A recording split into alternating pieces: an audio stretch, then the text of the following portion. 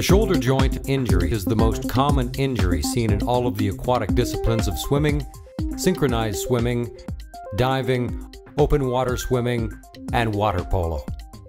This video will describe how the shoulder joint functions and then show a series of exercises to best protect the shoulder from injury and prevent time lost from training and competition. On first glance, the shoulder and its surrounding tissue appear to look simple. The two main bones of the shoulder are the humerus, which is the long bone of the upper arm. The scapula is known more simply as the shoulder blade. The bony joint cavity is known as the glenoid fossa. Ligaments connect the bones of the shoulder, and tendons join the bones to surrounding muscles. The biceps tendon attaches the biceps muscle to the shoulder and helps to stabilize the joint.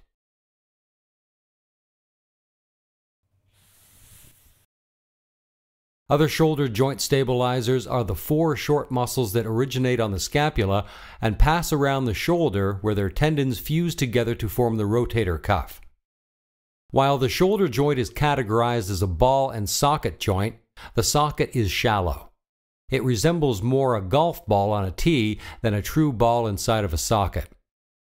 Although this puts the shoulder at a greater risk of injury, it gives the shoulder an amazing range of motion. The disadvantage is that many forces can combine to make the joint more unstable and result in joint damage or failure. It is surprising to realize that the true power source for the shoulder comes from the upper back and abdominal muscles and not from the shoulder itself. The shoulder blade transmits these forces through the shoulder to the athlete's arm for swimming, throwing, lifting, and a myriad of other activities required in all of the aquatic sports. The athlete should not wait until the shoulder is sore to begin these preventative exercises. While there are many problems that may cause shoulder injury, the most common problems include poor technique and a sudden increase in training. These following exercises address the three important anatomical areas. The muscles of the low back, abdomen, and pelvis make up what is known as the core muscles of the body.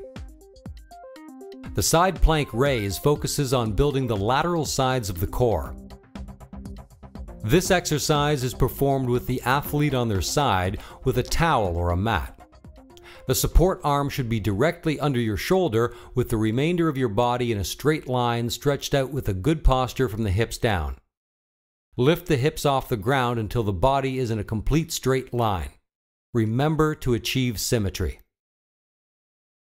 The other arm can be at your side or raised to a T-like position to make the exercise more difficult and is a more advanced form of the exercise. Repeat the exercise 3 to 6 times for 30 seconds. This exercise is called the quadruped. The goal of this exercise is to balance the shoulder, which is critical for all of the aquatic disciplines, whether in the air or in water. The athlete lifts an arm and the opposite leg straight out, balancing on the opposing arm and leg. The athlete will build up their capacity so they can hold the position for a count of 30 seconds. The exercise can be performed again either on the same side, which is more difficult due to fatiguing, or the opposite side as strength and endurance are being built. Each side is repeated 6 times. The exercise is more difficult using the balance ball. Be vigilant to differences from one side to the other, since all of the aquatic athletes need symmetry to excel.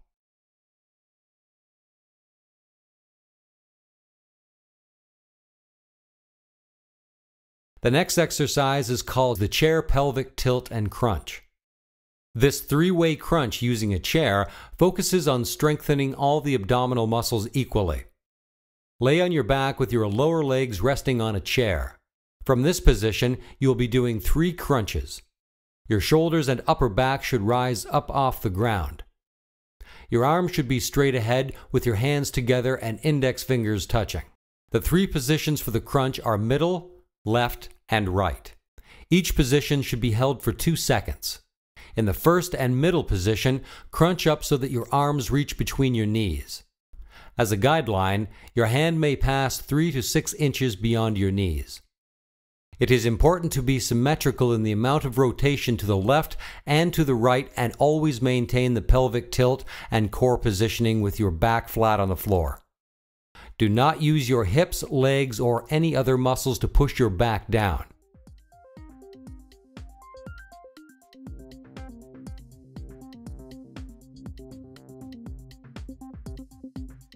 The scapula is a gliding joint. The muscles around the scapula link the core to the shoulder. The next exercise is called the hitchhiker. The hitchhiker allows you to strengthen the muscles of the scapula as well as discover imbalances between the left and right sides. The athlete lies face down on a flat surface. It is recommended that unless this is a cushioned surface, that a towel or mat be used to protect the athlete. The arms are raised directly off of the flat surface and up, while squeezing the scapula together. The thumbs stay pointing upward. The athlete works up to 20 repetitions per set and 3 to 6 sets. The scapula push-ups focus on building the power through the scapula and teaching the scapula to fire early in the power sequence. The athlete gets into a push-up position with elbows slightly bent, balancing on hands and feet or hands and knees, which is an easier format. The athlete begins the exercise by bringing their scapula toward each other. The upper back has a squeezing motion. The arms do not have to bend to lower the chest toward the ground. The recommended number of scapular push-ups is to work up to 20 to 30, with 3 to 6 sets being performed.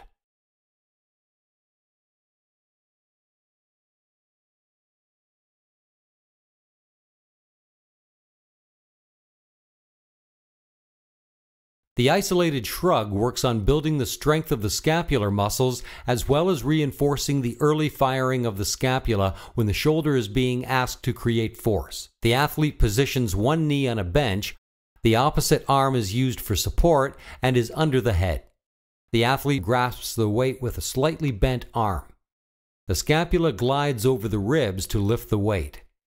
Once the weight is lifted by the scapula glide, it is slowly lowered and the exercise is repeated.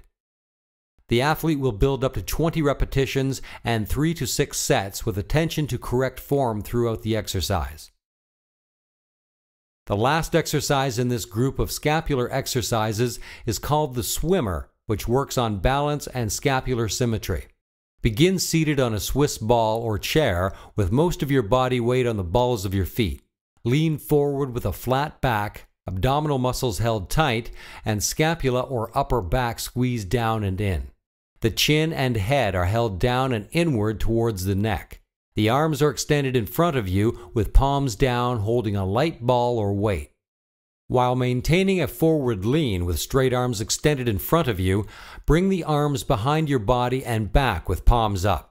Try to maintain the pelvis in a position so one can feel the abdominal muscles working throughout the exercise. One repetition should only take 5 to 6 seconds. Doing the exercise 10 to 20 times is fine. Since the swimmer is a double exercise, a lower number of repetitions is necessary, with a total of 3 to 6 sets. A Swiss ball makes the exercise more difficult, but the use of a chair is fine. Last, we will discuss 4 exercises that work the rotator cuff. The first exercise is called the ball on the wall. This simple exercise quickly fires the rotator cuff muscles, allowing for balance in centering the humerus in the joint. While the athlete is standing with their side to the wall at 90 degrees, they hold a small ball against the wall with their elbows straight. The ball is rolled in all directions. The athlete can perform 3 to 6 sets, and each set is 30 seconds long. One shoulder may be stronger than the other. It is important that over time the athlete ensures that both shoulders become equally strong at this exercise. This may require extra sets on the weaker side until it comes up to equal the stronger side.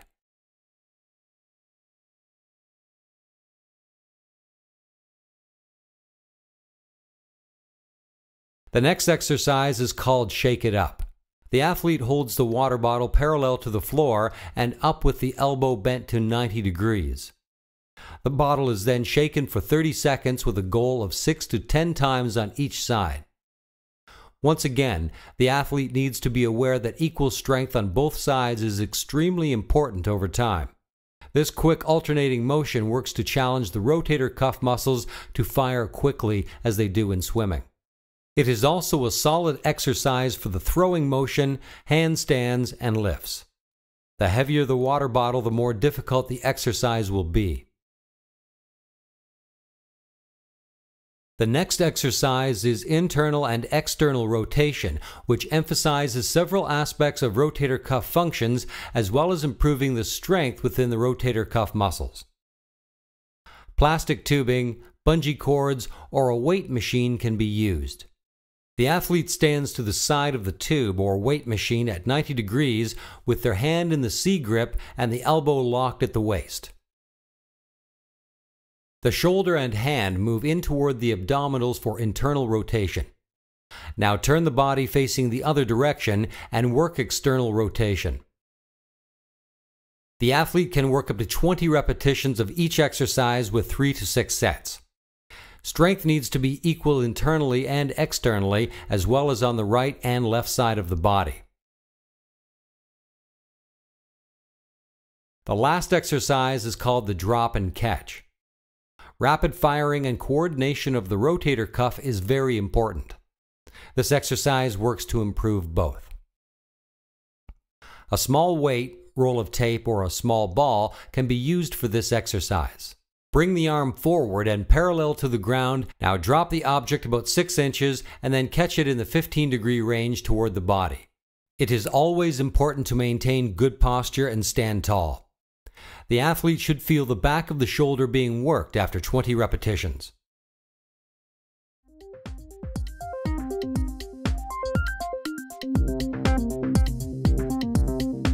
When considering this preventative exercise program, 4 important principles should be taken into account. The performance of accurate and correct technique of the exercises shown in this video is critical. The exercises should be integrated into the regular training routine. Start simple with a few exercises for the younger athlete and build the program as the athlete matures. Do not wait until the shoulder is sore to initiate prevention. Implementation of this shoulder prevention program will not only prevent shoulder injuries, it will also improve your performance in the water and prevent time lost from injury.